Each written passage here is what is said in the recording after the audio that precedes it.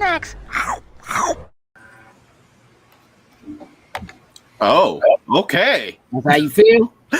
That's how it feels for against us today. How you feel? Like we're going.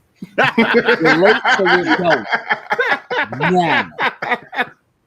Now, what it do? Snack X and Snack X. This is your boy Gage. I'm here with Jokes and Sin, and you are now officially tuned in to Loading Snacks Weekly, where we get together once a week and we talk about all the things that are happening in pop culture. And today, while we will talk about some things happening in pop culture, because that's what we do, we're gonna make our predictions for the Game Awards. Ain't that right, gentlemen? Yes, sir. So excited. Are you excited about this, Jokes? You ready for Game Awards? Yeah, it's always a fun time. Like, I mean, granted, I love the recognition that our gaming community gets, but yeah, we're also there, of course, for the world premieres. World premiere. Oh yes.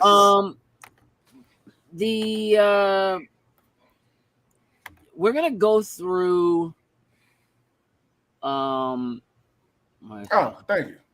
Yeah, that was Liz de Jesus made those. Mm-hmm.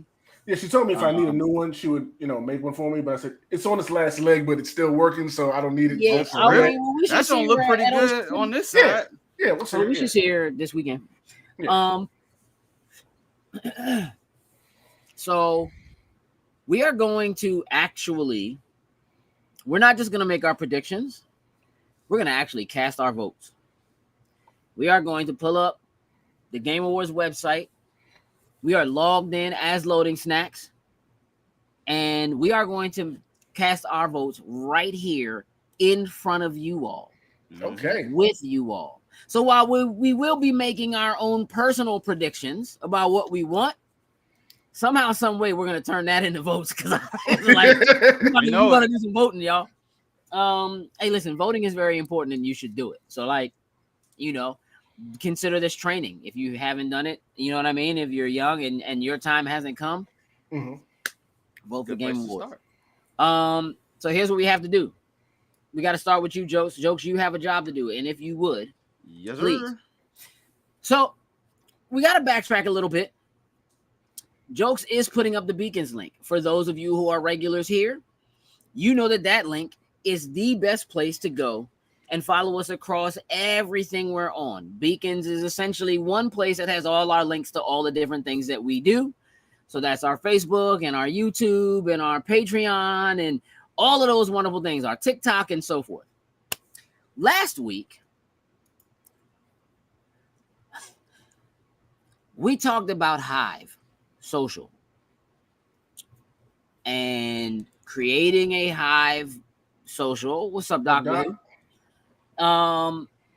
For Loading Snacks specifically, I have a Hive. Jokes has a Hive. Sin said he downloaded it but hadn't created it yet.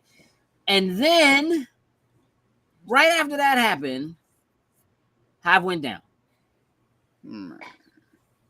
So Hive basically had, because there was such an influx of people leaving Twitter and coming to Hive, there were a couple of companies that did some research into Hive's security and found a lot of loopholes and gateways that would not only allow someone to get in and see Hive's information, but would allow them to see individuals' user information, including personal and private messages sent specifically between people in chats and so forth.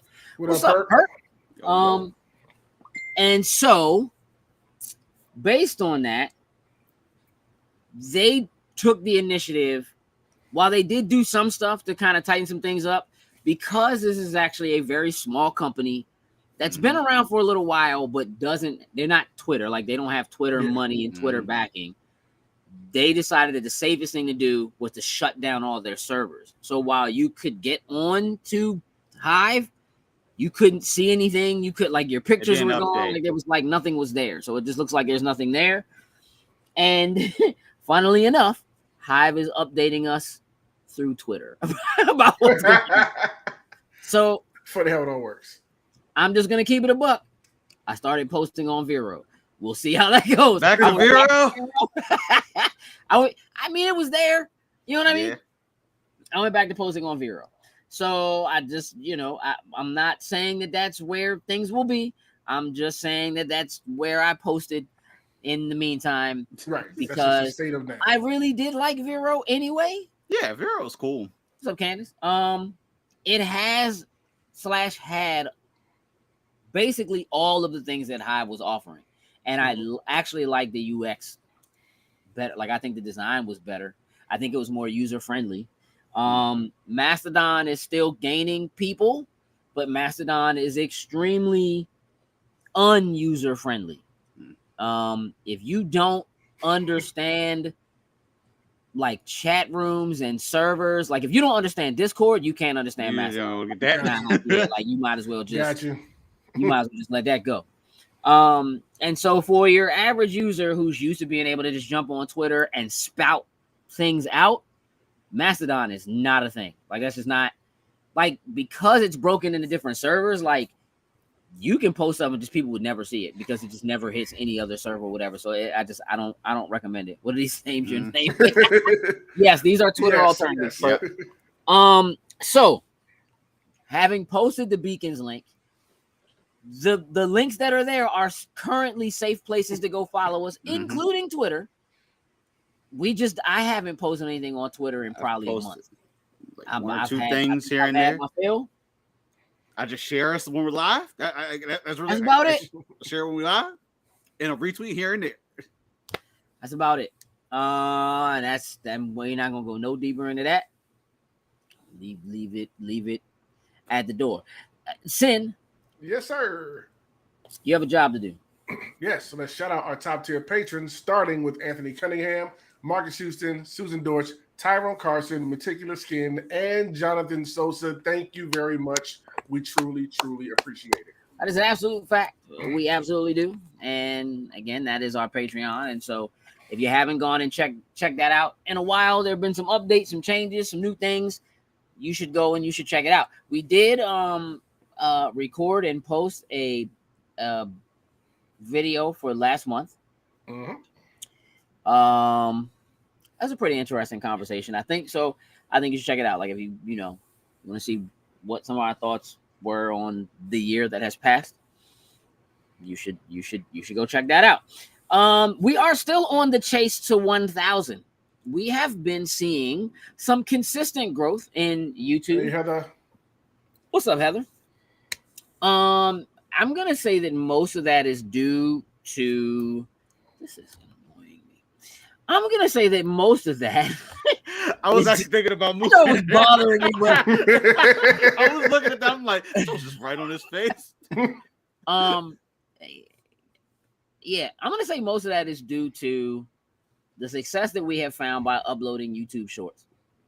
I'm just gonna tell you now, the YouTube algorithm does not like these videos. They don't like live. If you don't already have like millions of followers, like they just don't care. If you are not uploading, if you are on YouTube and you are not uploading shorts, you are missing the. I'm just telling you, you got to figure it out and you got to start doing it until they change the algorithm again, which they will probably by the time you figure it out. But that's part of the game.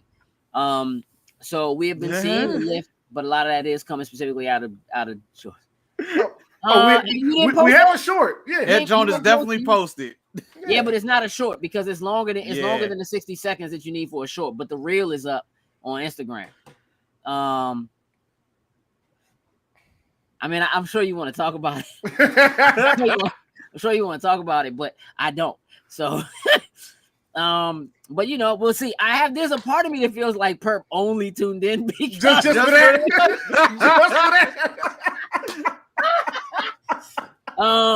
Exactly. Yeah. We recorded a reaction video to the trailer like 2 days ago. 2 days ago? Yesterday? I don't know. It went live yesterday, right? So it's up. We talk a little bit about it. We didn't get super in depth because we didn't want to keep the video too long, but I mean we can certainly get into it a little bit here. Candace, you did not like that trailer. Yeah, I don't even know if you saw that. She went rocking with Optimus Primal. Hey, don't you besmirch. Listen, maybe. And maybe if she go back and watch that cartoon, she won't be. I know that. Beats and Beatdowns. New season is live, right? Yep. First episode went up last Friday. Yeah. So next episode goes up Friday as well.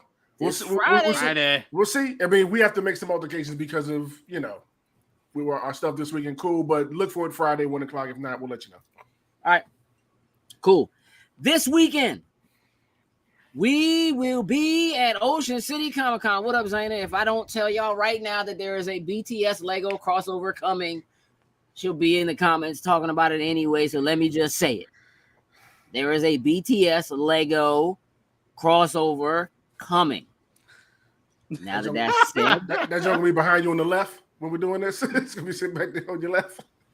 Yeah, like I said, IGN had a clip from the cartoon. Oh, that was bad. And I really can't. I really can't make fun of jokes. It made me cry because it's so bad. Just for little baby jokes. Not just for little baby jokes. Listen, the show's dated. Like there's no two ways about it. It is dated. The CG is dated beyond belief. Listen, dog. I think it's horrendous now. Let me try not to.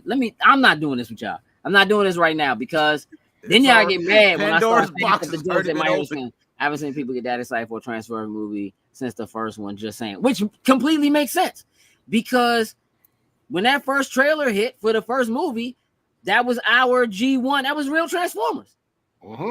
Getting to transform for the first time. It was the G1, and like this is y'all's joint. Y'all are supposed. Listen, you're supposed to be so excited.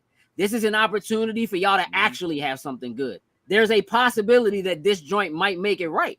That old show is not right, but we'll see what kind of sense they make out of it because it doesn't make sense. And that's not, we can't. All right. We can't. Pretty sure Optimus Prime was supposed to have fur in that old cartoon, and that he did.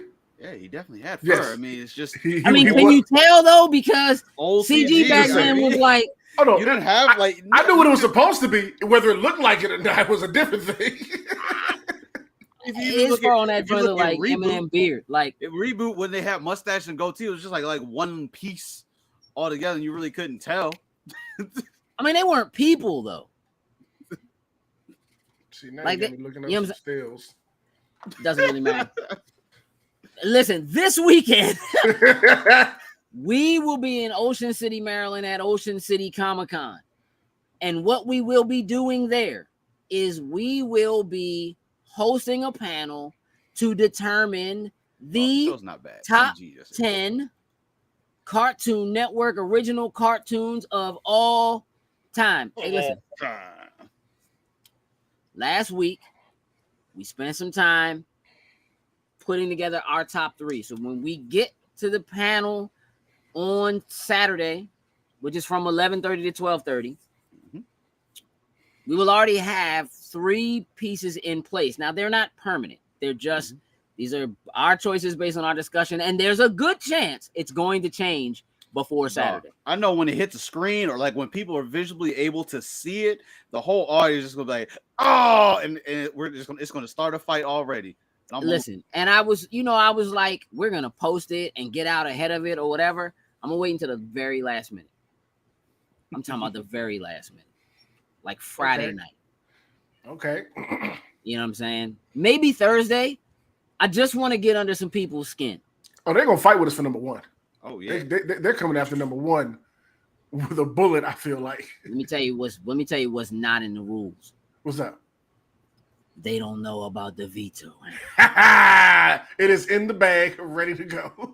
They don't know about the veto hammer. So anyway, last week we settled on these 3 as our top 3. Number 3 is Dexter's Lab. Number 2 is Samurai Jack, and number 1 is Teen Titans Go. Hate it if you want. It is what it is. Come fight us. See if you can change it. See what you can do. Again, I think that's likely to change because Jokes apparently started watching Steven Universe. Yeah, I think tomorrow is going to be a binge day. Yeah. I'm almost finished with season 1 again.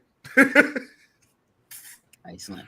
I just put it on, just let it go. It just chuckling in the background. Excellent. That thing is for real. Steven, me down laughing. I'm gonna pose a question to those of you who are here in the chat right now.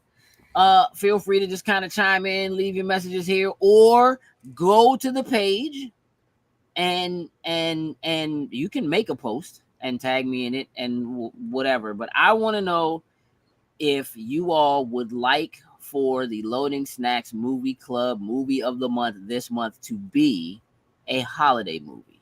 Now I'm gonna set a ground rule right now. I'm not watching anything from the Hallmark Channel. It's not happening. It's not happening because they're all the same joint. Not doing Lifetime joints, not doing Hallmark joints, not doing A&E joints. It ain't happening. Okay? Seen the joint the other day with Jordan Sparks in it, and I was like, no. No. That's not what we're doing. But if you would like for the movie of the month for December to be a holiday movie, and that could include Die Hard. Will I watch Nightmare Before Christmas? I mean, it's a holiday movie. The question is it a Christmas movie? Because I'm almost positive you told me it's a Halloween movie. And Christmas is in the title. So I think it's a Christmas movie. It can be watched equally. I just want to know where we sit. That's a debate for another panel. Now, curveball, Asin. What up, Gage? I don't think you're prepared for this question. Probably not, but we'll make it happen. I'm going to ask you anyway. Okay. Do you know what a pamphlet is? A pamphlet? Yeah. Like the little paper fold-out things people pass you on. Yeah, when you walk around, I know what they are. Is a pamphlet a small pamphlet? What? What? Just answer the. Is it? Everybody, pardon my French, but I don't even know what the fuck a pamphlet is. I mean, I've never heard that outside of pamphlet. Well, that's what I'm saying. But wouldn't you assume, based on the word pamphlet, that it's a smaller version of it because it's the same word? that it's a small version so of big version, just a newspaper.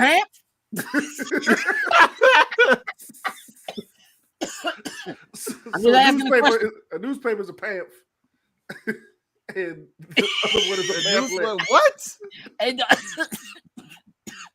I'm sorry. Is the magazine a pamphlet? Not disaster. Oh, okay. Candace says A Christmas Story is Scrooge. Neither one. You said neither? I said neither. Or did you say either? I said neither. Oh, man. Scrooge is a classic, bro. I got no beef with that. Elf is a classic. Die Hard is a classic.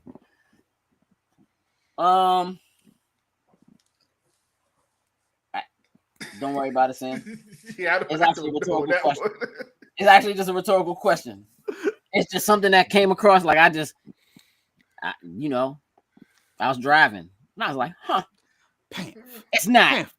It's not. I mean, pamphlet comes technically from we don't have to get into this. It technically comes from a French word that has something to do with something else completely. There is I already did thing as a pamphlet is like a booklet that is unbound technically, but like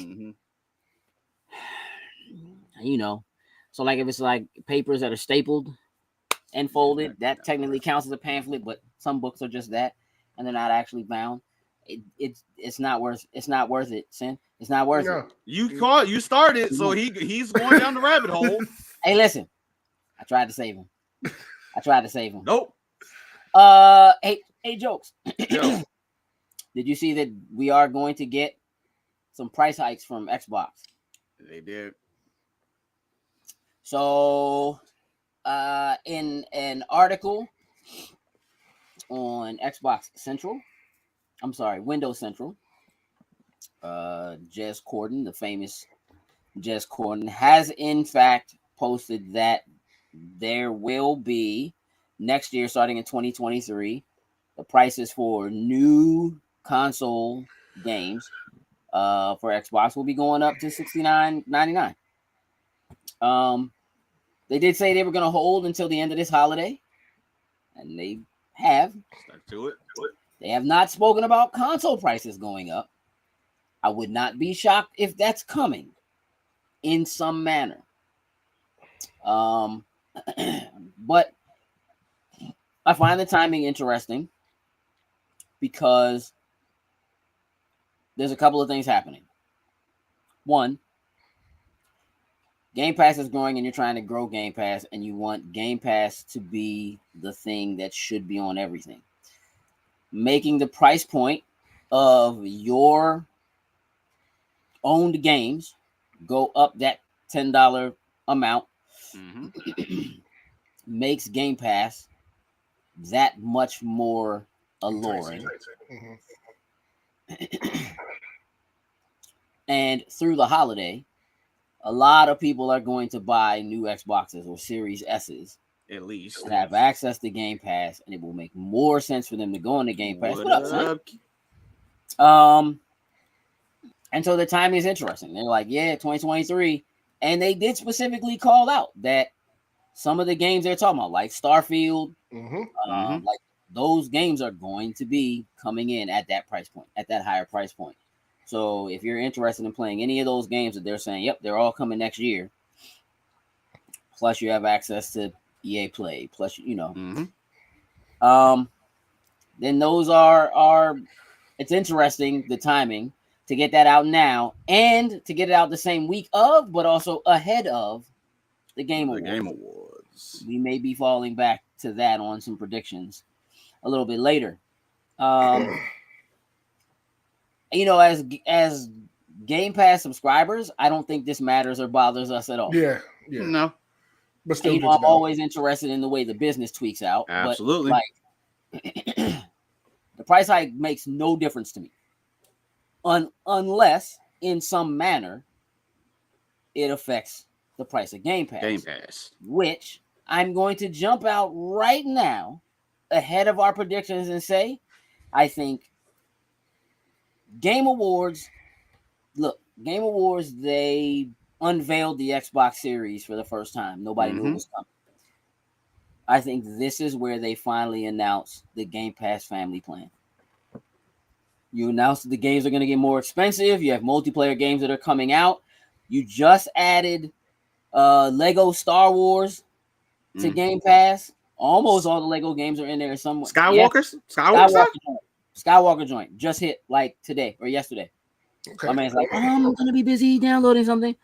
So yes, even if the price goes up, it is a winning thing. But it is also, again, if they announce a family deal for Game Pass, it's a wrap. Like right now, there are 3 Game Pass subscriptions in my household, and I don't like it.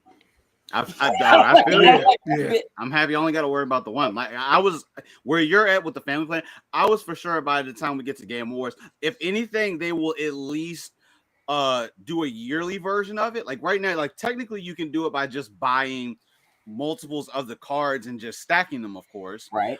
But I think it's time that they just straight up, just like PlayStation does. You can subscribe for PlayStation Plus, PlayStation, whatever they call it right now. Essentials, whatever it is. Yeah.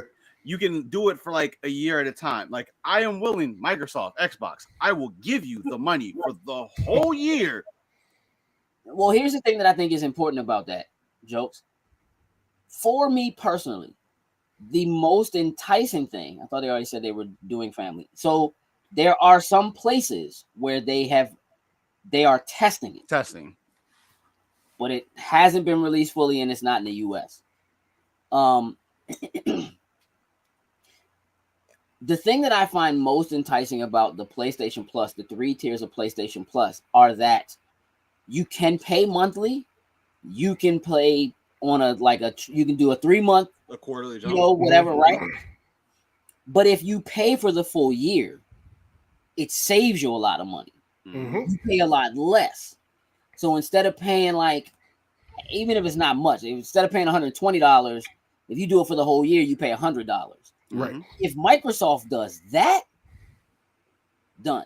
Because again, that's the only thing that keeps me, because I'm used to doing that for PlayStation as a whole, or for Xbox Live as a whole. That used to be the only way you could do it, was you paid. Well, you could pay for a month if you wanted to, but you just pay for the year, like $60 is for the whole year, whatever, and it was cheaper to do it that way.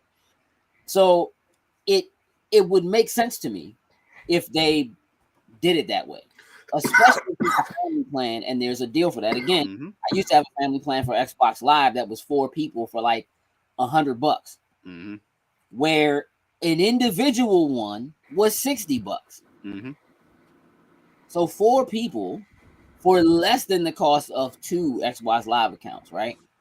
And what that means, though, for them is that you have a family, you guys are playing together, and you're then more than likely buying more games that you all can play together. And as you capture those young people in your ecosystem, right?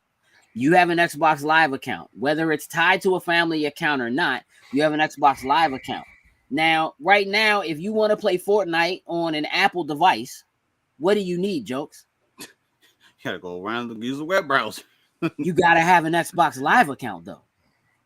You have to be able to sign into an Xbox Live account to get into the web browser and then to play Fortnite for free. If you have an Apple device. The more people, the more children they can capture right now, right? With stuff like that, means that they're more likely to stay because they're already in the ecosystem. That's just, my kids are Xbox kids because they've had accounts since they were little, right? But my kids are also Apple kids because they've had iPhones since they were little, right? So like, trying to change them over to Android, like, they think I'm disgusting because I have an Android. Like, they don't like, it just looks nasty. It don't feel good to you. You know what I mean? Like that. And that's how you start to feel about something when you're used to using that UX and used to seeing those kinds of things. So it would be super smart if right before the full holiday season, just after Black Friday, but right before you do those last minute gifts, that last minute, all right, completely. All right. It makes sense. I think we probably see that having a Game Award. There is one other thing I'll touch on as far as that's concerned, and then we're gonna get into this Game Award stuff.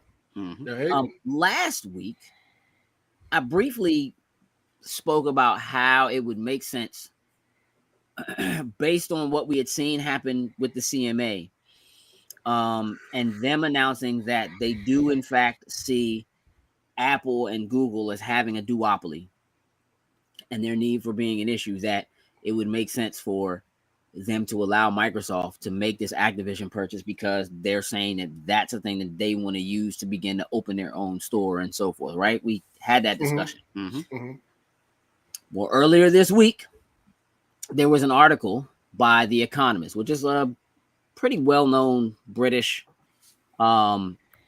newspaper, that specifically, the title of it is Trustbusters Should Let Microsoft Buy Activision. So here's why this is important. One, because CMA is in the EU, and this is a British paper, right? Basically saying y'all should just stop tripping. Just let this happen. Points that they make in this article are specifically the ones that I made last week, saying that like them being able to add Call of Duty and the remaining Blizzard and King portfolio would allow them to actually be able to play in that space where they've just declared there's a duopoly, and now we need to find a way to make other people play. And it's interesting, but they actually bring up, let me find this place in the article. So they're talking about Call of Duty in this position. So Microsoft is starting from third place in the console market, in which it sells the Xbox at a loss, and Activision Blizzard earns hundreds of millions of dollars a year from selling Call of Duty to more numerous PlayStation users. recent history suggests Microsoft should hesitate to give up those revenues. So they're specifically talking about Microsoft offering 10 years or whatever it is to PlayStation to keep Call of Duty there, and that they really don't want to pull Call of Duty from there because they make more money there than they would anywhere else. They follow that up by saying recent history suggests Microsoft should hesitate to give up those revenues because in 2018, AT&T, a telecoms company, bought Time Warner, a media giant. It then pulled stellar exclusive content such as the sitcom Friends from rival broadcasters' streaming platforms in an effort to promote its own service. So we all know that Friends got pulled from like Netflix and anywhere else that it was throughout other places in the world because they wanted to put Friends on their service so that they could push it. But what that did was that helped cause a collapse in profits and the unwinding of the merger. So although Microsoft would have a good reason not to make Call of Duty exclusive, regulators could in any case insist that it honors a promise to keep selling the game to PlayStation users on reasonable terms. So the article is really good. It also goes on to bring up other things that happen in television and stuff with Netflix and fears that Netflix had a monopoly. And so all these other companies now having services like Prime, like Amazon, like Disney and so forth coming into that space. But then what that's done to cable and what that's done to network, because cable at one point, Comcast, they were concerned about having monopoly and they were buying up properties and things like that. So it's a super interesting article with a super interesting read. And I think it just speaks to, there's a lot of back and forth, but there are a lot of factors that I don't think we normally consider when we just think, oh, they're buying a publisher so they can, you know what I mean, have exclusive games or whatever it is. I think there's much more at play here. And so I find that super interesting. Now, jokes. Yes, sir. Get this Game Awards up in front of everybody. Let's pop that up on screen. What y'all are looking at is the Game Awards website. You actually can go to the website and you can sign in and you can create your own. Let me move the logo down here. And you can vote if you're familiar and you feel like you want to vote. You can absolutely do that. Jokes, you do have us logged in as Loading Snacks, right? Yep, we are on as Loading Snacks. Excellent, because we're gonna do some voting. So we're gonna look at some nominees. We're gonna look at the categories. So again, the Game Awards itself is coming on Thursday, and we are going to be live streaming the Game Awards. So feel free to tune back in, because not only will we be obviously reacting to who's going to win what awards, but we'll be reacting to what do they say? Jokes. What are we waiting for? World premieres. There it is. The trailers and the news and that kind of stuff. We'll be reacting to all of that. So feel free to tune in on Thursday evening. So jokes. Let's run through some of these categories and let's see what we're looking at. Obviously, we're going to save Game of the Year for last. Of course. So I'll kind of go through them. I'll talk to them backwards. So like best I know some of these we don't really tune into as much. So you'll hear the categories. Like best esports event, best esports coach, esports team, esports athlete, game, most anticipated game, best adaptation, best debut indie, content creator of the year, best multiplayer, best sports and racing, best sim strategy, best family, best fighting. No, it's all best. You know what? I'm not even going to do the name. I was going to say, you start doing it. Role playing, action adventure, action game, VR, innovation and accessibility, best community support, mobile game, indie, ongoing, games for impact, performance, audio design, score, and music. Hey bro, you're good. Let's just start. You seem like, all right. They can see the list, so let's just, you know what I mean? Let's jump in. I'm gonna tell you right now, best esports event. I don't have a leg in the game. It don't even. Nope. I can't tell you. I can't tell you. I'm not voting on that. I mean, I can tell you the only one that I've actually tuned into has been League of Legends. Evo, you didn't tune into Evo at all? I watch highlights and clips like of Evo. I never tuned into Evo live. But those are like the only two. Valorant I've played, but I didn't really get into watching the competitive side of it. Do you feel like you can vote on it? If I pick one, I'm picking League of Legends just because I've sat and watched That's it. not what I asked. Then you, no. that's Then not no. fair. We'll skip Then it. skip it. You know what I'm saying? Like saying you feel like you can vote on this? No, not at In all. that case, then are we just going to skip? You just might as well. I mean, we we can look at esports game. Yeah, like I don't know the athletes. We can maybe look at game. Let's just see what the category says. Valorant, Rocket League, League of Legends, Dota 2, Counter-Strike still going hard. No, Counter-Strike's not going to go away. Counter-Strike. Well, League of Legends ain't going anywhere either. Here's what I can tell you. I don't play any of these joints. Oh, all right, hold on. You know what? That's not going to work either. That's going to go right above my head. I pick whatever trophy right picture looks nicer. Hey, listen, I got no beef with that.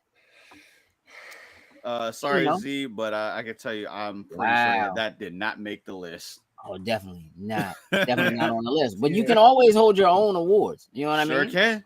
And post it. There's nothing wrong with doing that. If I'm not I'm not voting on this one either. You can skip this for me. Cool. Actually, go back. So in that case, most anticipated game. I think we're good for that. All right, read them out. Final Fantasy 16, Hogwarts Legacy, Resident Evil 4, Starfield, and The Legend of Zelda: Tears of the Kingdom. Okay, so question: are we picking what we think it's going to be, or are we picking what we would our most anticipated? All right, so listen, you can make your prediction for what you think is going to win. Okay, but then that's up to you. Like if you want to do a prediction, I think this is what's going to win versus this is my personal pick. That's up to you. I'm glad you enjoy it, but we still got to vote. Mm-hmm. So I can tell you right now, Resident Evil ain't even in that joint, and for real, neither is Final Fantasy. Really? Yeah, it's between Final Fantasy and Starfield for me. Honestly, for me, it's Final Fantasy and Hogwarts. I would say it's probably Starfield and Hogwarts for me. So that's 2 on Hogwarts. Here's the thing. Hogwarts is tricky. Because there's just so much backlash around it right now because of how trifling the owner is. But here's where I'm at. Final Fantasy 16. It just doesn't look interesting to me. There's something about them going back to that kind of like, I don't know. It just feels like they're retreading the same stuff over and over again. And I mean, there was a little bit of backlash because somebody said something about like there not being any black people in it, which is like, I don't care. Like the response to it was terrible. But it doesn't interest me. Like, will I play it? Sure. But there's so far nothing that I've seen has made me be like, oh man, I actually have to I don't care about the characters. I don't care. There's nothing about, I like the big, I'm a summons guy. Like I love the summons, right? Mm-hmm. But if you're not showing me Knights of the Round, dog, they haven't done anything as good as Knights of the Round since the original Final Fantasy VII. So I don't care. And so the idea that it looks like you can almost have them fight in like a fighting game kind of thing, it's hard to say if that's even going to be good because Final Fantasy has this thing where they consistently throw these like mini games in, and the mini games are never actually good. They're there, they're serviceable, but they're not good. And they mostly just detract from what it is you really want to be doing, which is playing through the story and getting to know the characters and whatever. And I'm not saying those things can't add a little bit to it, but like, I don't know, man. Like Final Fantasy 15, the moment I saw that joint, I was like, oh my goodness, this is like it. Like you gonna put them boys in like a Cadillac? Like, all right, let's go. Let's do something different. You know what I mean? Or whatever. And don't get me twisted. Like I've been a Final Fantasy, from day one, from Final Fantasy 1. I'm all about the airships and whatever, but like I don't know, bro. Something about it seems so bland and so dark, and everything is just so brown and like maybe the there's dark no side. I bright do like the colors. dark. Like I do like the dark feel that is because I mean, when you see a lot of the previews for Final Fantasy, it's normally this bright, like more. I don't. What's the word I'm looking for? I don't want to say motivating. Like I don't think that's the right word to use this, but I Definitely like not. the dark and the gritty side because apparently they've officially said that this thing is rated mature now. Which, if that's true, I believe that would make this would be the first Final Fantasy game that's rated mature. I don't even remember 15 was rated mature. Nah, Um, it wasn't. but I like the dark aspect of what it's doing. Now, some of the older stuff, like how you've said, unfortunately for me, I wasn't around and played those when they first came out. Sure. So I didn't necessarily experience some of it. So maybe that piece is talking to me a little bit more in comparison to like the Final Fantasy 10, Final Fantasy 13, which as of now would be my favorites of the batch. Yeah, look, I can appreciate them. And, you know, a lot of the games that they've done over the last 15 years or so have been more like high end on like the technology side of things. And they haven't really swayed into like they haven't really gone more into the fantasy stuff. Like it's been a lot more like sci-fi fantasy than it's just been fantasy. I would say more recently. If you look at like even you go back to 10, like 10, 10 to after 9. After 9 pretty much. 12, 13, yeah, everything but even before 9, because like technically 7 is in 7 that, and 8. 8 is in that. You know, now everything before that, like 1 through 6, is like this. So for a lot of people, it's a good callback. I didn't like 12. I thought I was gonna like 12 because it was like, oh man, they're going back to but I don't really want them to do that. And there's a part of me that feels like, I don't know, like I don't want them to go back. I just want them to do something new again. Like 15 felt new because it didn't push like the technology side of things where they're like living on some super tech world the way that like 13 was. But they had like cars and stuff. So it felt like somewhere it was like fantasy and current, if you will. You know what I mean? Cameras and cell phones and, you know, whatever. So it felt kind of current. I don't know. I'm just not. I don't know. I feel like what they're doing makes me feel like they're leaning a little bit more towards what has made Dark Souls and The Witcher popular. And I don't want Final Fantasy to try to do that. That's how I feel about it.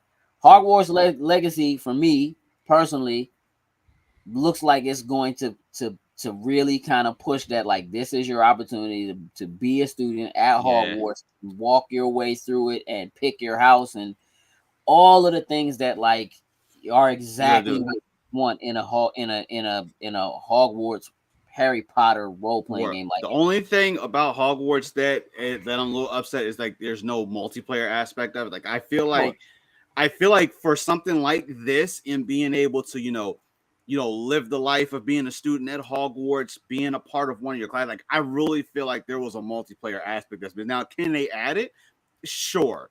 But I feel like that was a missed opportunity to possibly get into your house, have those type of competitions. I'll be honest, I agree with you, but I think that's the kind of thing that is reserved for seeing whether or not something like this actually works first.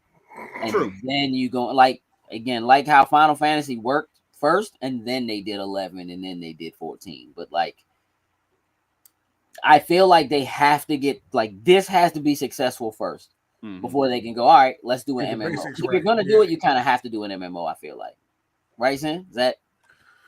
Yeah, something massively multiplayer I think will work the best for it in a multiplayer strand. Just having that whole world, people can go to the classes and campus and all that kind of stuff and getting the side quests and main quests, I think will work really well in the Harry Potter universe.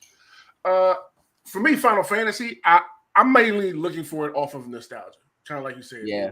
I grew up since part 1. It's one of my favorite franchises. So my excitement for it is just the fact that I'm getting another Final Fantasy. I can agree with some of your takes on it as far as just I haven't seen a trailer yet that has pulled me fully in. I was like, oh, new Final Fantasy trailer, bet. Like I'm hyped for it. But like the trailers, outside of seeing we're figuring out what's kind of going on with the summons, gameplay, and stuff like that, just like storyline wise and characters wise, it hasn't It hasn't pulled me in yet. I'm still excited. I'm gonna get it when it comes out. Starfield edges it out for me because it's gonna be No Man's Sky with Bethesda. You know what I mean? It's going to be Fallout, Skyrim in space, Elder Scrolls. So I'm super excited for Starfield, probably the most out of all these because it is something new that we've been waiting for a while now. I think for me personally, and this is just my personal pick, I would say that the thing that I'm most anticipating out of everything on this list is Starfield. Not only because it's been so long since there's been a new game from Todd Howard and Bethesda that does this. Like Skyrim was 11 years ago.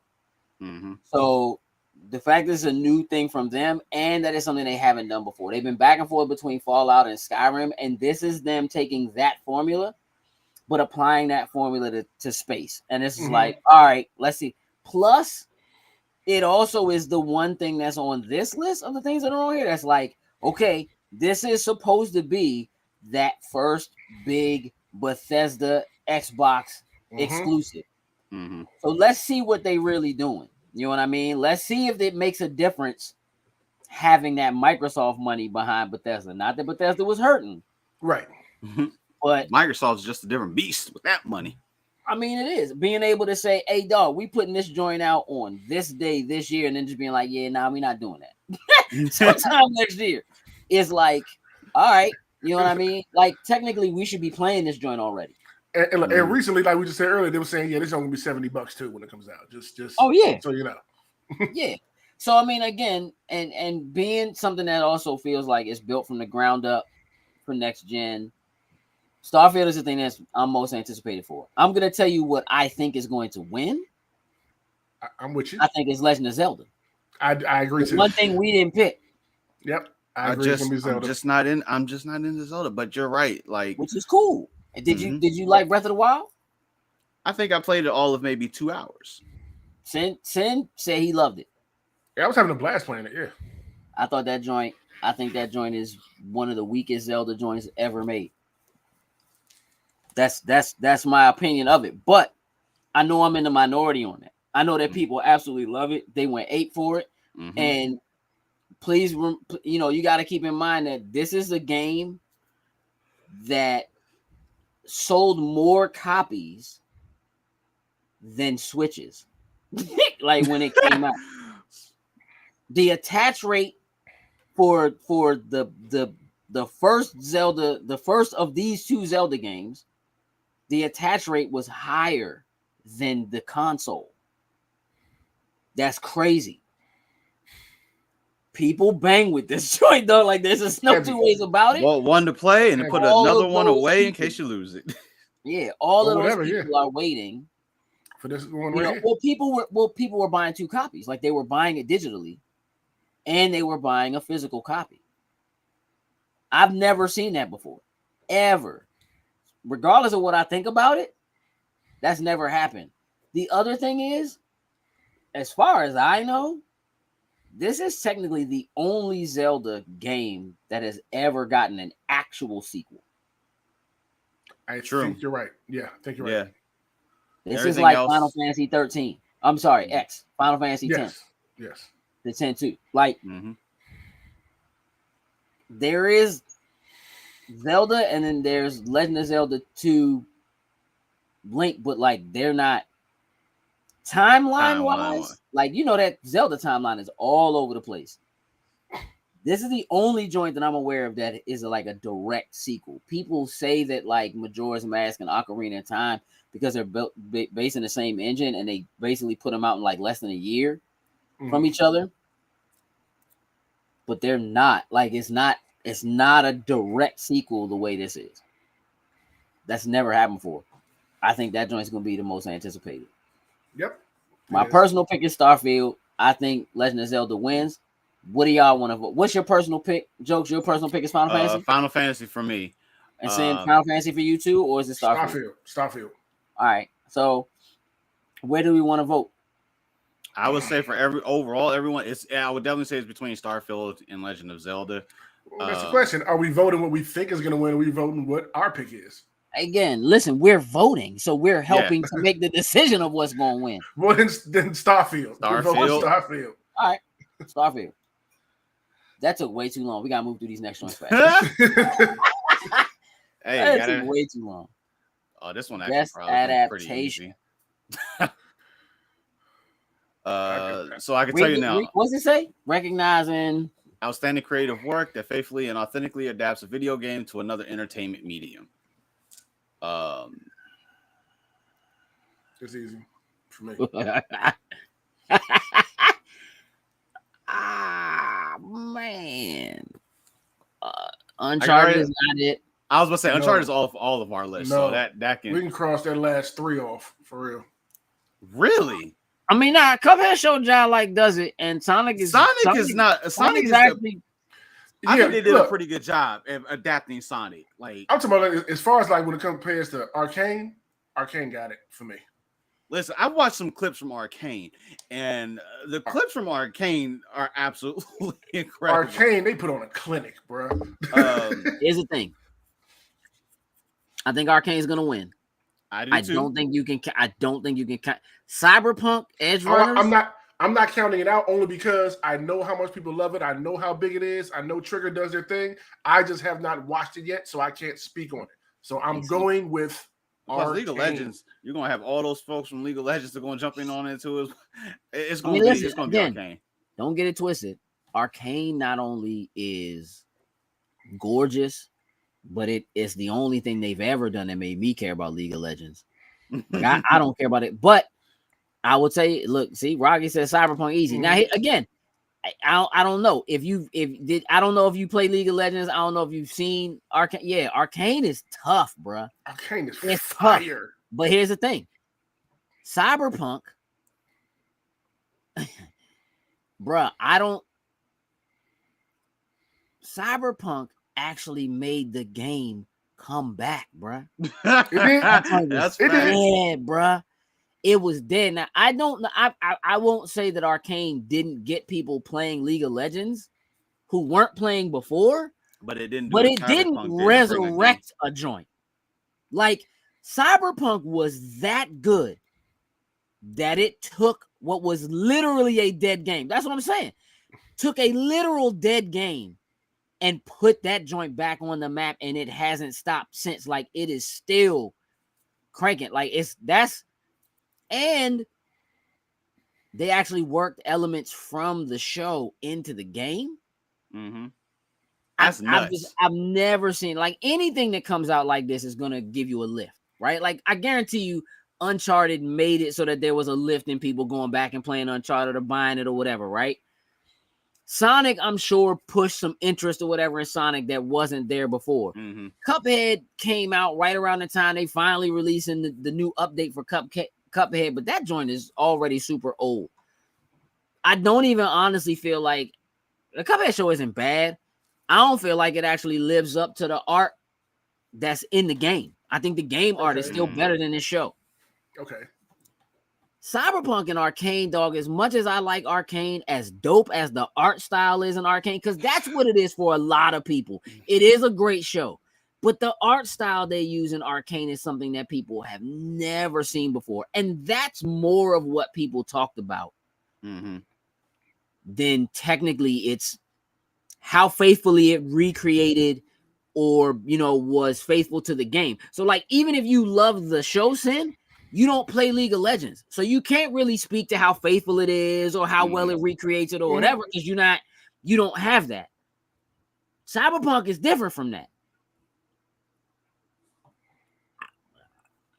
But listen, I know that Arcane is what you saw, so you got to go with that. You're right. Cuphead was cute. It wasn't great, but what else you got? Hey, Jokes, what do you think? Noah brings up really good, like Cyberpunk bringing a dead game back to life. Like I don't think anything like that has happened. I know things have come out that, maybe a forgotten IP or something like that that's made you go back and revisit certain things. But with the way Cyberpunk released and just the whole path that they had to go through, I'm probably gonna have to give it to Cyberpunk. I'm gonna tell you what. I think there's definitely an argument to be had for Sonic. I really do. Like, yeah, I love the Sonic movie. Like, I think they did a wonderful job of bringing that to the screen, especially coming from a video game, because video games to movies, especially that kind of world. Yeah, like trying to make it live action and bring that in, I think is much harder to do than making Cyberpunk an anime or making Arcane a cartoon. Because you can put it right in that world, no problem whatsoever. Right, but trying to take Sonic and meld Sonic faithfully into our world, much more difficult to do. And I'm gonna say they pulled it off, but I'm going with Cyberpunk on this one. I think I'm gonna agree. Cyberpunk. I love Sonic the Hedgehog but hey, yeah, then Cyberpunk gets our vote. Is what it is. Let's do it.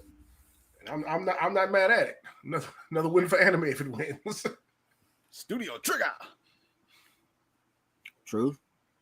Best debut indie. The only one out of these. So I started Vampire Survivors.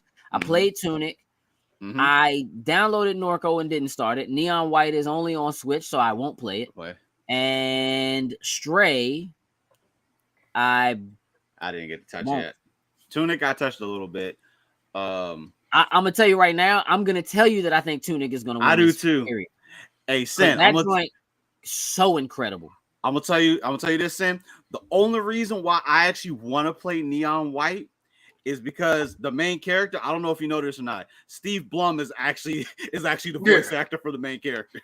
Yeah, I was thinking about getting Neon White, but I realized the type of game it was. Like, I don't know, it's for me. Maybe I said the same sale. I'll hey, try listen, it but then. people have been saying that even if you're not into that kind of game, that is dope. This one has been. I'll wait till they port it. It'll have to come to something else before I jump in there. But no, it's like Stray. Oh yeah, Stray's my vote for this one. Yeah. I'm not mad. I mean, I'm not mad at that. I didn't play it. I'm not interested in playing Stray, it. It was quick and short, but it was. I'm gonna tell you what. Beautiful. It was a great time. Tunic is literally like Legend of Zelda: A Link to the Past is easily my favorite Zelda game. It's easily my favorite SNES game. Period. This joint so lovingly and painstakingly not only does it like live in that world, it tells you nothing. And as you play the game, literally like you're finding pieces of like it looks like an old NES booklet, SNES booklet, the color, whatever. And so like there's stuff that you can do from the beginning of the game. You just don't know you can do it because you haven't found that page and figured out how to like do those things yet. But as you find it, so imagine like you're playing a game or whatever you're going through, and you're like finding a treasure map. It's like that, but you're actually finding pieces of the actual physical booklet. Like the instruction manual. Yes. Like a pamphlet? Like a pamphlet and they staple it together at the end? I see what you did. Like a pamphlet.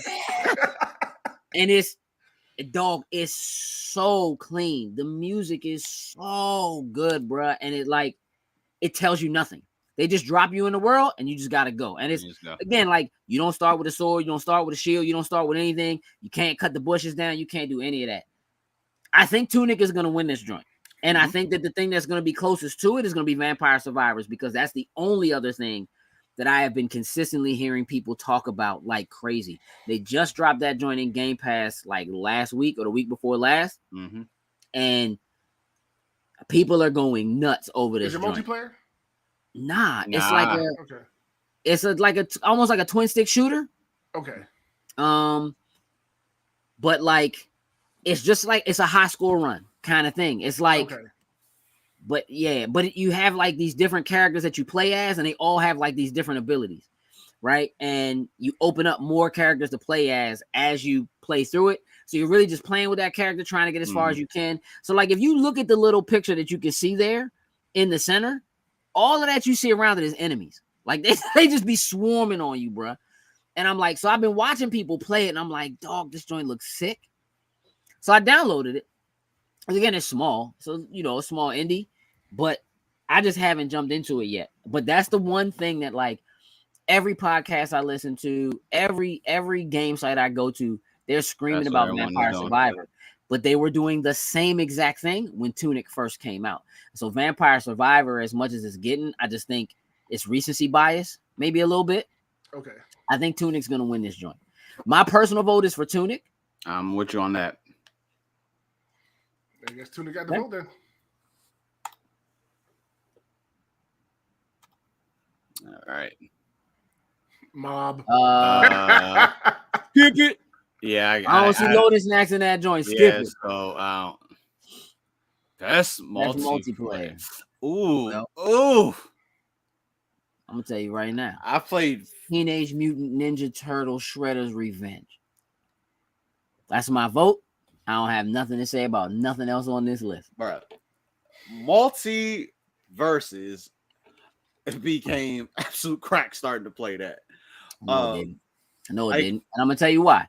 Because what did actually become crack for you that should be on this list but isn't is Knockout City. Knockout City? You was playing that joint way harder than you was playing Multiverses. Way harder. Facts. Way harder. Wait, Knockout City or Rumbleverse? No, Knockout City, but Rumbleverse too. Rumbleverse only because it's wrestling. Knockout City, dog. You was all about that joint. That joint was. Dog, you gonna make me hop on. Oh God. I'm gonna tell you what, bro. I don't care about Splatoon. Didn't try Overwatch. Ninja Turtles. Don't care. I don't play Call of Duty. We're gonna pick Ninja Turtles. So that's played, but I don't. Ninja Turtles. Overwatch 2 is too broken when it came out. Didn't play Splatoon 3. It would be between Ninja Turtles and Multiverses, I would say. I would more so agree. I know Multiverses had some issues. They do some. I'm gonna be honest with you. And stuff like for us, I think we're gonna pick Ninja Turtles, but I think Multiverses is. I'm gonna be real with you. You think Multiverse is gonna beat Call of Duty Modern Warfare 2? That was about to be my. I'm just asking. Say it with your chest. Because it is weird, right? It's multiplayer, but if you look at it, it's like gameplay and design, including co-op and massively multiplayer experiences, which I feel like are kind of different. You know what I mean? Like Ninja Turtles. We'll pick Ninja Turtles. I played that joint over and over and over again. Got multiple characters leveled up. Straight up.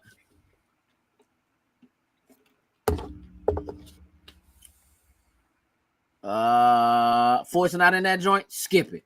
Oh, how did they not put Forza in this? Because they're gonna win every year. That joint wins every year anyway.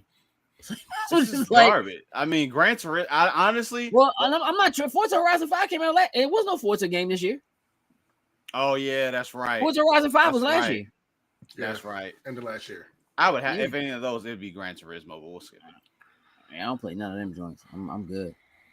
Best sim strategy. Nope, I don't play none of those. You can skip it. Yep, I don't got a dog in that fight. Nope. Whoever wants best family. I ain't got this one either. The only one I played is Lego Star Lego Wars. Star. Which as cute as it is, has been done already. All they really did was redo. Like there's some stuff in there that wasn't in the first one, but when they did the I think Kirby gonna take this one. But you think Kirby? I think Kirby's gonna take this one. Lego Star Wars, it recreates the first Skywalker, the original trilogy, which was already a thing, already came out. And it takes the second one, which they had released all of those too. When the third trilogy came out, they only did a Star Wars game for the first movie. Mm-hmm. They never did one for the second two.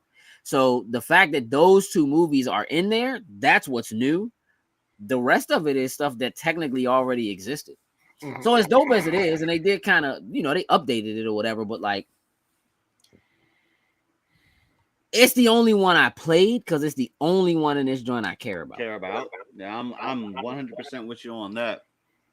Did either of y'all play it, the Lego Star Wars? I played Lego. Yeah, I played it. All right, well then, vote for it. If at least two of us played it, I think we good. We're good. Yeah. We could do it. Hey, yeah. Oh. All right, so this is my category, but I have a clear winner though. All right, speak on it, bro. It's seafood, dog. Seafood. Don't get me wrong. I love my King of the Fighters. Multiverses is, cool. I'm I haven't had a sorry. chance to get DNF Duel. I do really want to. I was gonna say I haven't played DNF Duel and the JoJo's joint. I Send played JoJo's joint is fire. Yeah, but it ain't seafood, bro. I'm telling you. Let me tell you right now. I ain't played seafood. I bought it. Joint for Black Friday. Yep, same here. I jumped into it the other night. Like, all right, let me go ahead and give seafood a try, see what's going on with it. That thing had me hooked from the opening, bro. The combat is clean. The story is clean. Like, seafood is a monster, bro. Sounds like we're voting seafood. It's seafood. I'm telling you, JoJo's gonna win that. It's gonna be seafood, bro. You think It's so? gonna be JoJo. It's gonna be JoJo. It's gonna be seafood. It's gonna be JoJo. Hey, dog, JoJo's not taking that joint, dog. It is not, bro. Hey, Jokes. Hey, Jokes. Real talk. Right now, me and you, bet on it. Let's bet on it. What are we gonna bet? I don't care. $10, whatever. I don't care. Like $10. I will. I'll bet you a McRib I will cash app if you. we can get I'll another cash app McRib. you $10 if JoJo wins that category. I'm good for it. Yeah. So if seafood wins, I cash app you $10. All right. Y'all heard it here. Hey, Sin, you getting in on this? I'm joining on that. You get if you doing that, you each getting $5. Hey, listen. I'm gonna tell. Listen, here's where I'm at. I don't even care if seafood takes it. I'm telling you, JoJo's not winning that category. No, it's not, bro. JoJo's not winning that category. If JoJo doesn't take it, I want $10. Bet. All right. See you in Ocean City this weekend. Shoot. Nah, I see my Cash App Thursday. Don't play no games with me. Play no games with me. All right, what category is this? This RPG. is best role playing game. Yeah. Oh, I don't have a. I want to play Live Alive. The rest of them, and I want to play Triangle Strategy. So I played Elden Ring. I played Arceus, and I will tell you, like, even though like the Elden Ring is just not, it's not my forte. I give it props and everything, but I'm gonna tell you, Pokemon Legends Arceus, I think honestly did something for the Pokemon games that hadn't been done in a while. I'm gonna be honest with you. I think Arceus is better than Scarlet and Violet. That is currently. It is.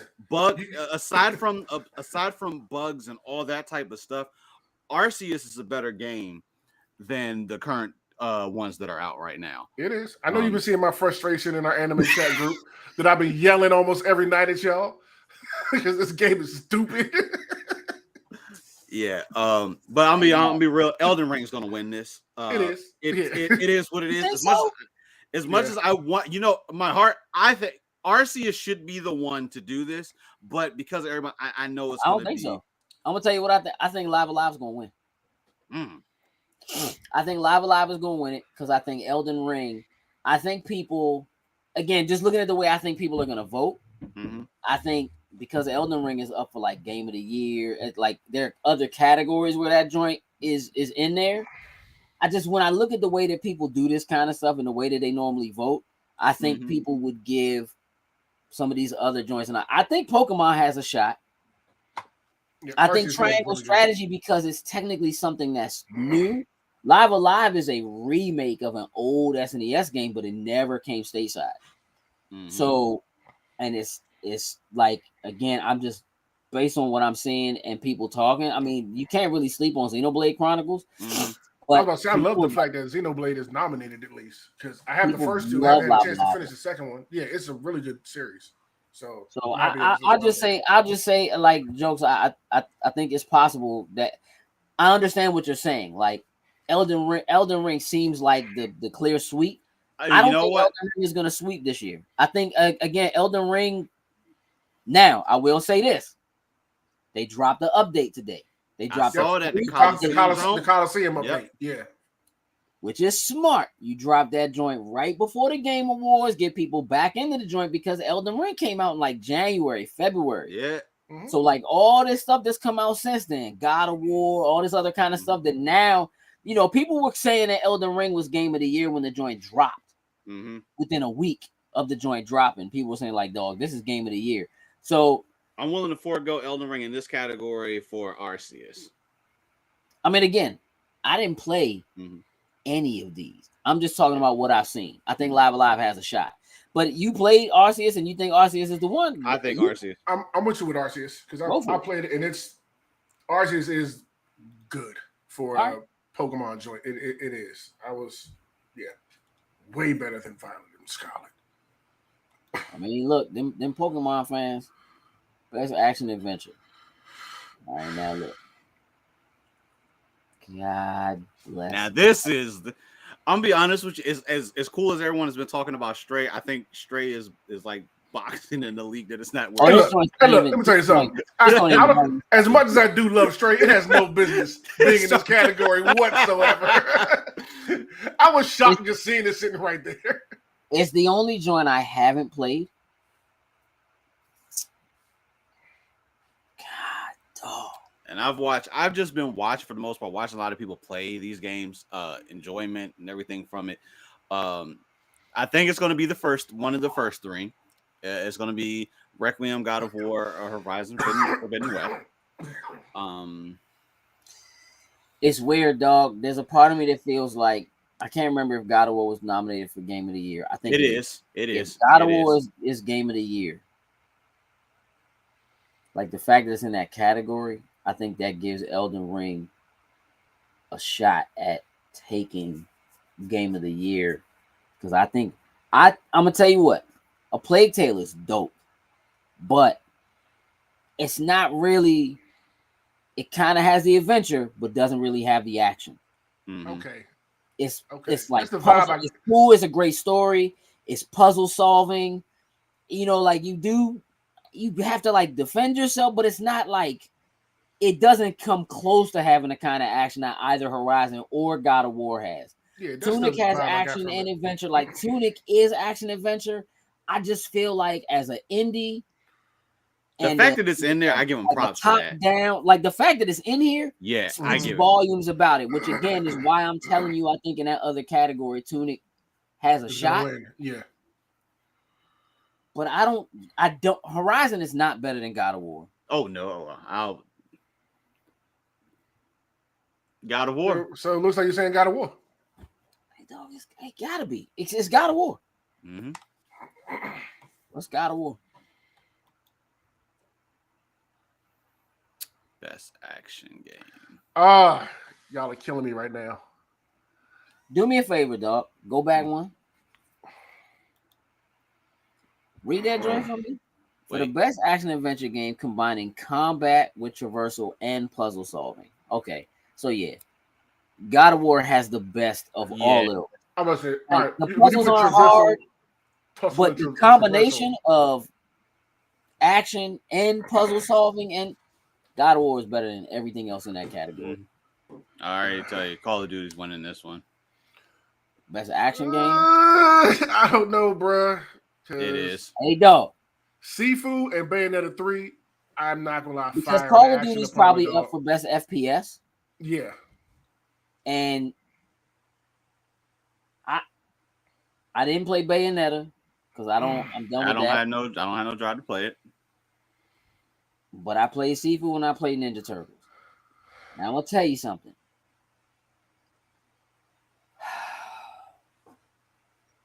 Focus primarily on combat. That's what it says. For the best game in the action genre, focus primarily on combat. Call of Duty. Game is nothing but combat. I'm leaning towards Bayonetta 3. Bayonetta is all combat. Nah, Call of Duty over Bayonetta 3 easily. Ninja Turtles all combat. Sifu is all combat. Mm-hmm. And it's flashy, it's stylish, the combos are even bigger and better than the last two. Like you trying to sell the game, my dude? I actually have played it. That's all. Like I actually sat down and played it for a bit because I knew we were going to be. It might be up for something, and it actually is up for best action game. And out of these, I wouldn't be mad if Sifu got it, but I'm just. Yeah, Sifu's the one that you get older. Not while you play. Yeah. Every time you die, every time you die, you come back older. You age up like 10 years every time you die. So like the run Like the joint is trying to get so good at the game that you actually can run through that joint without aging up, that joint. I feel better playing Sifu than I do playing Ninja Turtles. Like Ninja Turtles is like mindless combat. It's like just button pressing. You know what I mean? I'll tell you right now, we're split 3 ways. Sin says Bayonetta, Joke says Call of Duty, I say Sifu. The only one that all of us played is Ninja Turtles. True. Jokes, do you actually think that your personal vote is like you actually think Call of Duty is better than any of the rest of these? Like, you haven't played anything else but Ninja Turtles? I played when Sifu had like the little alpha trial thing. I played it then. Yeah, you got what? I don't even remember. Bayonetta, I just don't have the drive to play. If they drop it on the block, I know that Call of Duty is more of your speed of game. I know that's the kind of joint you like to be in. I don't know if like. I mean, I'm just asking. Like, I didn't even know you were playing Call of Duty.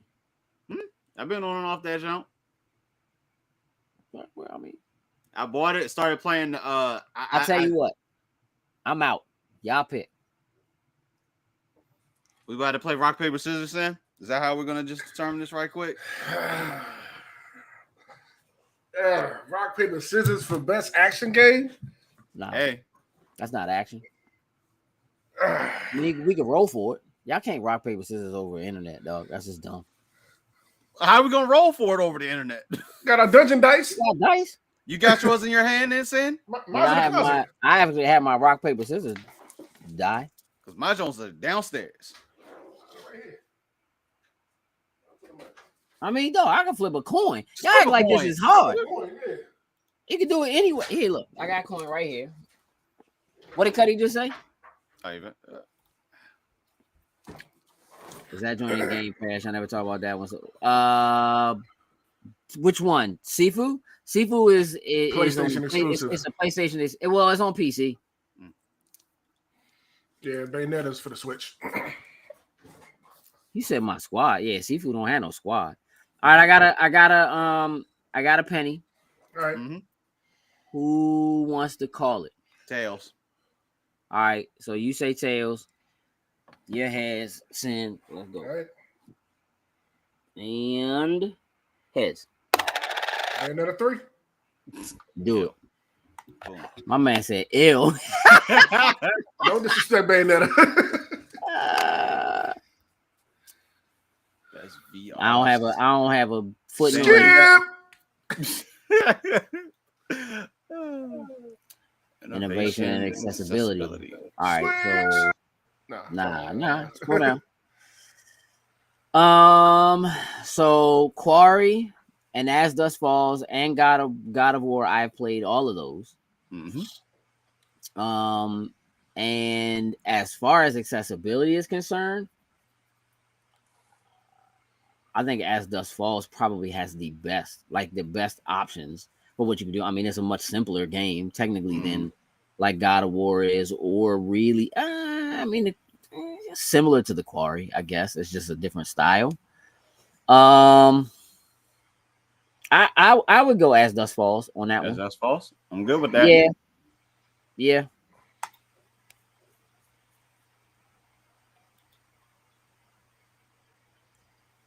Best community support? I don't know. Final Fantasy, be quiet. No. Now I would say okay. No, I was thinking 16. Like, why are you up here? Like, no, that's not it. That's the eyes in the wrong place there, Jones behind. Yeah. But I don't. Ooh. I would just say community because like I play Destiny, I play Fortnite. I used to play Final Fantasy 14 ages ago where I was really into it, but I would say communication on all three of those are pretty solid. Read what it says. Read the category. recognizing the game for outstanding community support, transparency, and responsiveness, inclusive of social media activity and game updates and patches. Now, inclusive, I would definitely say with the way certain things are posted, I would have to go with Destiny.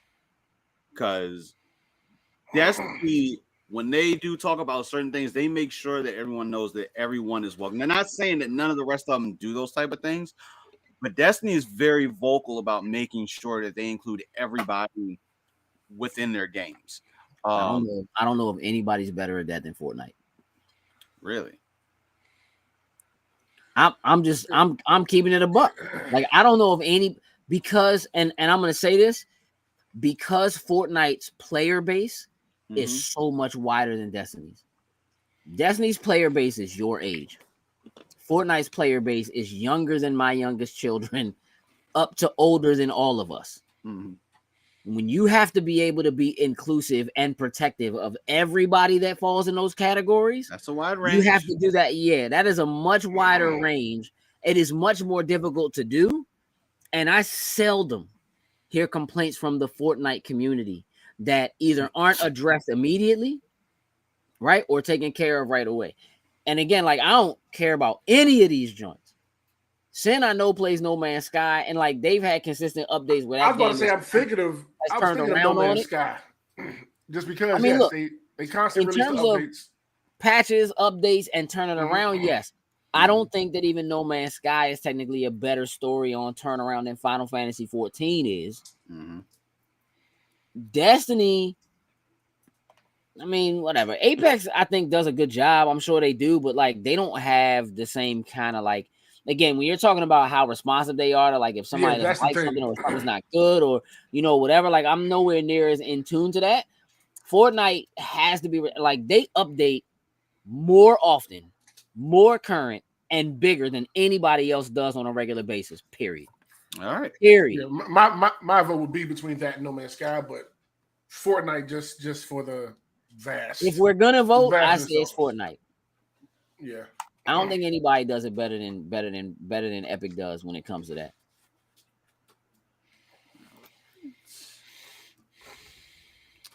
Best mobile game. I'm gonna tell you right now. Now, see, this joint, the fact that this joint is in here after that conversation that we just had, like, they need to change that joint name to Marvel Crack. I haven't even started playing. I'm just afraid if I start playing it, kind of like how I'm in the Dragon Ball Legends, is that this is gonna be like, because it's, I know the card that like I play trading card games, and this kind of uses some of those same.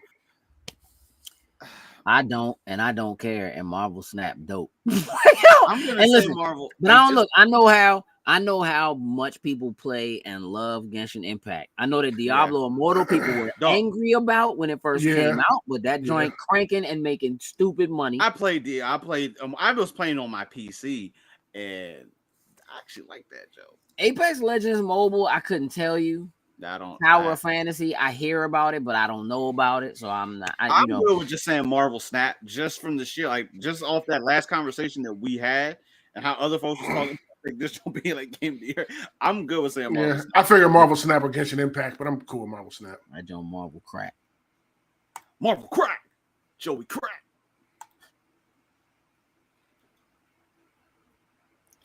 Best indie. Damn. Hey.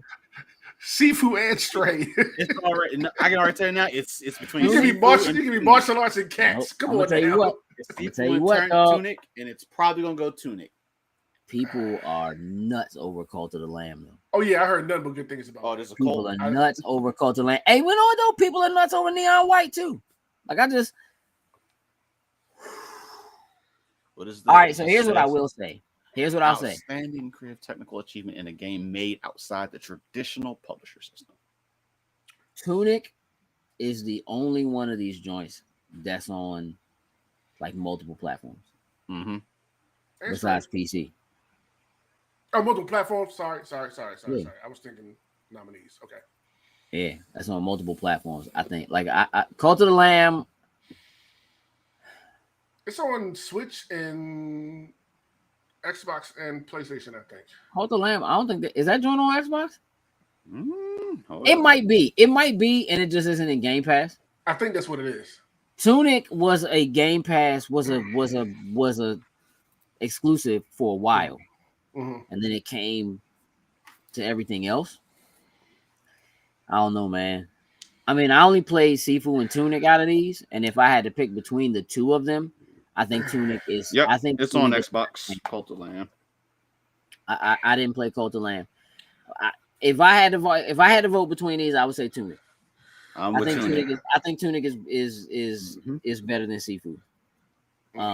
As a whole, I like the combat in Sifu, like the concept and how it feels to play it is cool, but it's nowhere near as good of a game as a whole as Tunic is. I mean, I would be Tunic. That's where I'm at too. I was gonna pick Stray, but Tunic is majority vote, so Tunic it is. Right. Best ongoing. I don't know. I hate this. Like, see, the community thing I was going to give to Destiny, but as far as ongoing, this has got to go to Fortnite. Yeah, just do it. I'm with it. That's cool. Got Genshin, yeah. So give it a Fortnite. I will be downloading Deku. I boot that show up. Is he gonna have his Smash? Hey, games for impact for a thought-provoking game with a pro-social meaning or message. I like that. So I played a Memoir Blue. I played As Dusk Falls. I played a little bit of Citizen Sleeper. The other three, I've never even heard of. Well, this is your category. I haven't played none of these. Yeah. A Memoir Blue was cool. I didn't like it. Citizen Sleeper is just not my type of joint. As Dusk Falls. I don't think it's gonna win, but that's my pick out of them. That's your pick. So that's it. You that's my pick. Yeah. We haven't played none of these jokes.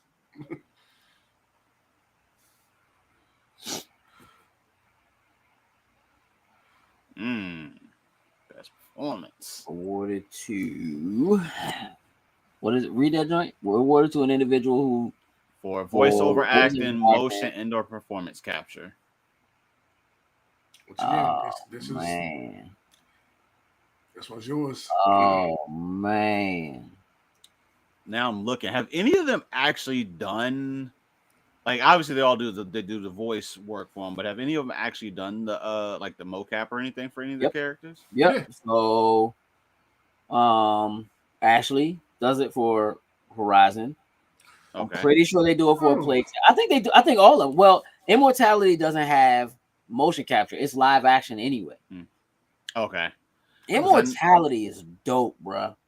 Because I know for Ragnarok, I know the only thing I think they did, like I know for the body of Kratos, was actually Chad Gaspard. They used to wrestle. They used him as the pretty much the outline for the actual body itself. Right, but he didn't do the mocap. I don't know if they actually did the mocap. The actors did the mocap. They did the mocap for him. They did the mocap. I've seen the pictures of the suits and the little balls on them and everything. Yeah. You had to slow that down. Look, when it was coming out, you heard me slow down. Like, I noticed how I was going to say what I said, but my man, almost. I heard him go. You had like a K reflection moment, like one of them. It was like, should I say pause before I say this? If you'd have just said it normal, you'd have been fine. All right, look, I'm gonna tell you what. I like Ashley Birch. I don't think that Horizon. My personal pick for this is A Plague Tale. Okay. That's my personal pick for this. Like the emotion, not that God of War doesn't have it, but A Plague Tale is so. That's almost all it is. It's almost all just conversation about trying to save her little brother. It's just A Plague Tale. That's my vote. Plague Tale it is. Yeah, because I can't really give you anything more from that. All right, down to our last 6. Best audio design. Well, I'm gonna tell you what I think. I've only played God of War and Horizon. I think God of War's audio design is better than Horizon. I think Gran Turismo 7 is probably going to take this joint, but Call of Duty always has crazy audio. Mm-hmm. Anybody else have a vote on this? I don't, but I agree with you on that. I think Gran Turismo is going to take it or out of all these. But I mean, I haven't played Gran Turismo, so I can't, but I know what they do. I know what they do with the car sounds and like all of that, and kind of bringing that in. Call of Duty's right in that same boat too. I think they go crazy with the gun, with capturing the gun and the gun sounds and all of it. They go crazy with it. So I don't know. And I didn't play Elden Ring. Jokes, you played Elden Ring? I played a little bit. I mean, I'm not. For what I played, I would have to vote God of War over Horizon. But it's up to y'all because I didn't like. I can agree with that. I will play. I would say Call of Duty. Like I've played. I can't say for Gran Turismo 7, but playing one of the older games, especially with, the better headsets and being able to listen to way. You know what, dog? Call of Duty. Yeah. That's what I was going. Because God of War has an issue with the way that the audio plays out through like your surround sound system. There's a lot of. What? I had issue with it. Yeah, there's an issue with it where you have to go. I'm not going into that right now. Yeah, it's a pain in the ass. Best score in music. Metal Hellsinger. Okay, that's tight though, because it's original. There's like original in there. The original shows from actual. I played that show for a little bit, and it's not what I thought it was going. Like it's cool, but it's not 100% where I thought it was going to actually be at. Xenoblade with another nomination. I like that. At least I know the music and score and it is dope when I get my hands on it.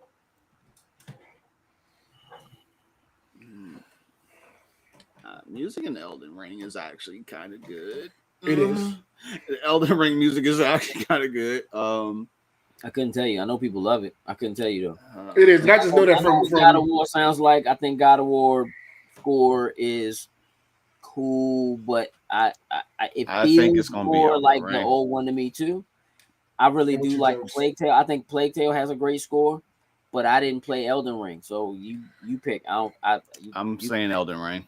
All right, go for it. I'm with you with that. Did you play Elden Ring, Sin? No, I've seen millions of like just clips on TikTok of people playing it, and it does have a good soundtrack, like from what I've heard. That's art direction. This is tricky. It's interesting to see scoring in this. It is. Artistic design and animation. Scoring's just so nasty looking. It's so nasty looking, dog. Yeah. Like, I played it.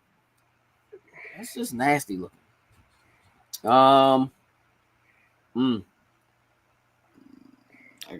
just put an X down. These two can go.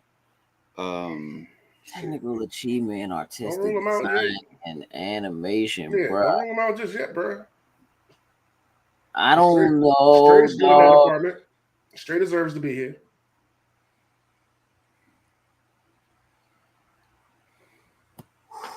Hey, that's tough. The characters, the characters they be designing out. I'll go. Oh, you good? Yeah, I think Elden Ring.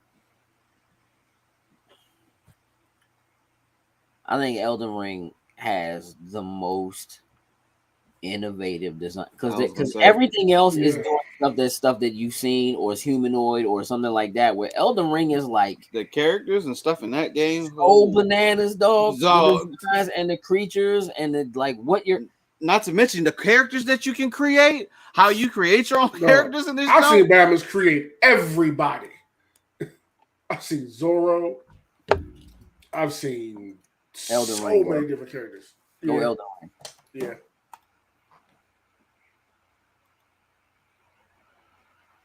Oh, now we're gonna have most of all. That's narrative.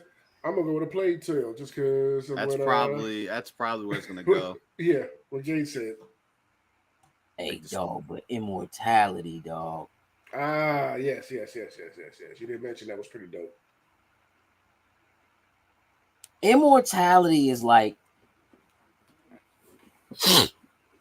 it's it's live action, but it's like you're watching video clips, and you can like stop on a video clip and like search for almost anything that's in the clip.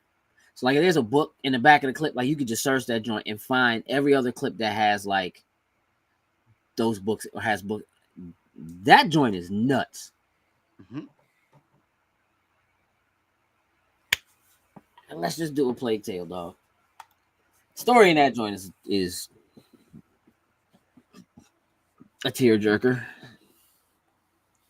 That's Direction. Hey, Stray out here putting up numbers for nominations now. I'm gonna tell you what. Yeah, I didn't play Stray, but I don't know what that means, though. Like that's a hiccup. Stray's a really good joint. If we're talking creative, I will tell you in terms of game direction, I think Immortality, again, the way that joint is put together, because you're trying to figure out like what happened to this youngin', and the way you have to do it is by finding these clips and like piecing it together. Like the direction is crazy because there's no way to know like what order you're gonna end up looking at these joints. Like you just can't. I don't even know how to explain it, bro. Like I think when they say vision and innovation in game direction and design, dog, there's nothing like God of War. We've seen it already. Horizon, we've seen it already. Elden Ring, we've seen it already. Stray, I mean, it's a cat, but we've seen it already. There's really nothing like Immortality except the game that this same dude did before this game. Okay. I think it's Immortality. I'm good with that. All right. Final one. Game of the year. Straight up for Game of the Year, baby. Why are you so excited about that? Look, it's a fun, quick, little cool joint. That's just about a cat trying to get to his destination. That's it. It's because he's cat dad. I'm a cat dad. I gotta represent.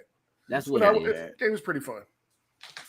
And Xenoblade Chronicles up for Game of the Year. I'm about to jump on that thing. I want it to be God of War. I'm gonna tell you what. Yeah, I'm with you, Joe. I don't think a Plague Tale has a leg in this race. I don't look when I again, it's cool, but you don't really do anything. Like, you know what I mean? Again, there's puzzle solving and there's a great story that's there, and the game itself is beautiful. But like you can kind of coast through that. Like it's not like I don't know. Horizon I felt the same way about this joint as I did about the first joint. It's there, but it's like I don't know. It's cool. God of War I haven't beat yet, so I'm not certain of where I like where it's going, but I don't know where it goes. Didn't play Stray, didn't play Xenoblade, didn't play Elden. So that's what I think on the games that are here that I have played. What do y'all have to say? I want to put it on God of War, but heart is God of War, but my head is telling me Elden Ring is going to be the one that's going to end up getting it. Okay. I'm willing to. I don't want to say I don't want Elden Ring to win it, but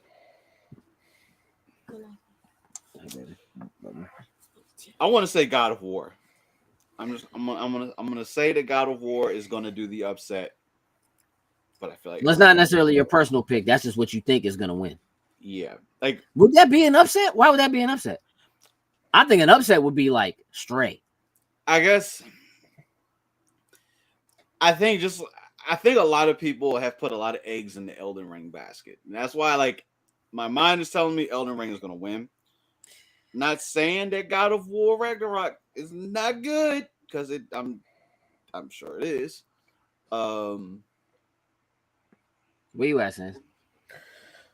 Only one here that I played is Stray, and even though yes, I do think Stray is a great game, I don't think it's going to beat any of these here. I do think Elden Ring is going to take it though. If I had to guess again, even though I haven't played Elden Ring. Recognizing a game that delivers the absolute best experience across all creative and technical fields, I think Elden Ring probably hits every single one of those better than everything. I think the only real issue that Elden Ring had was how ridiculous the co-op was. And if the co-op had been like easy to get into and work, I would have bought that joint and I would have played it. Oh yeah, you can't get that right. I can't get sized about you.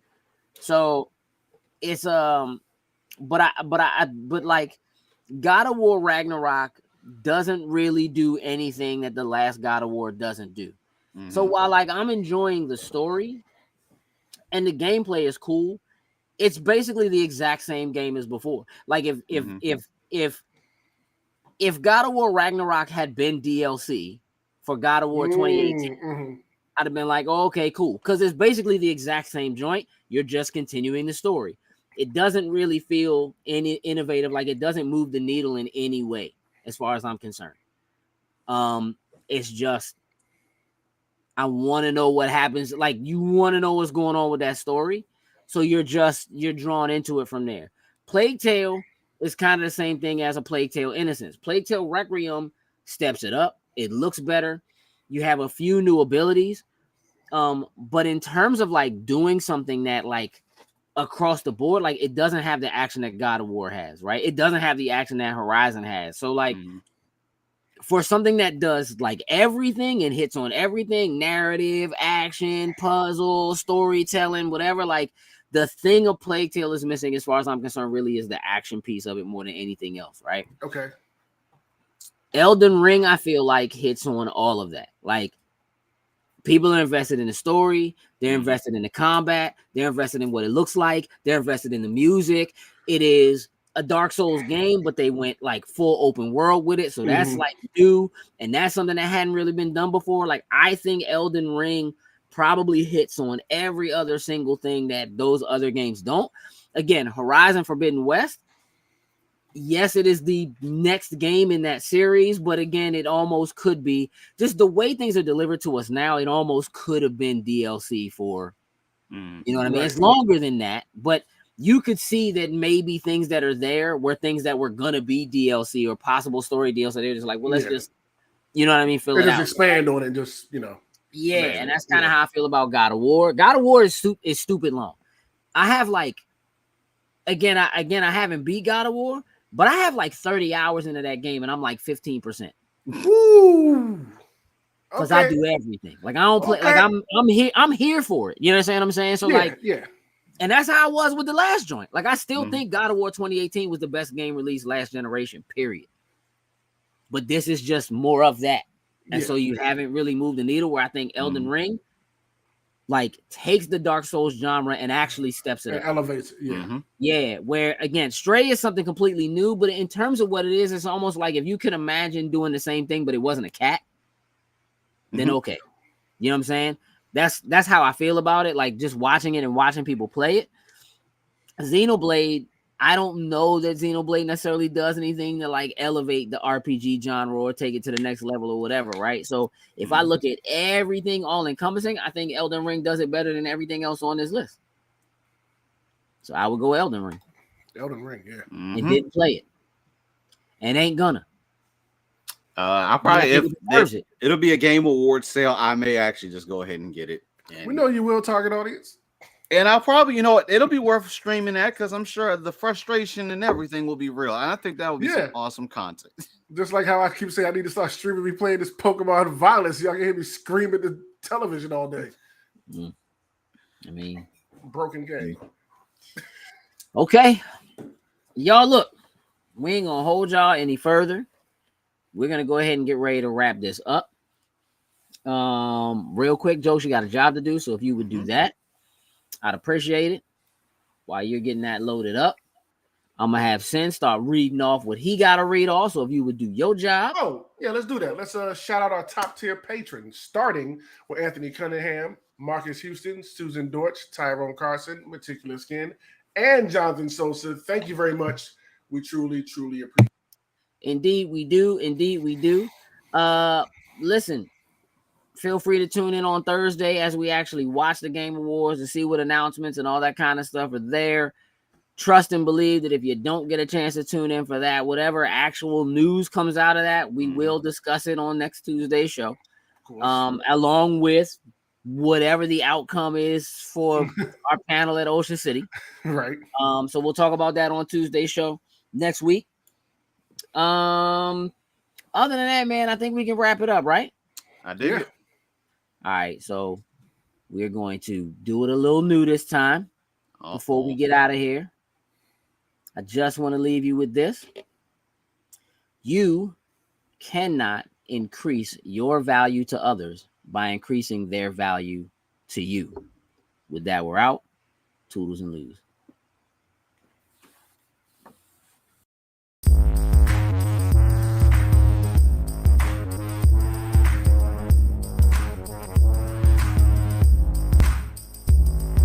Loading snacks.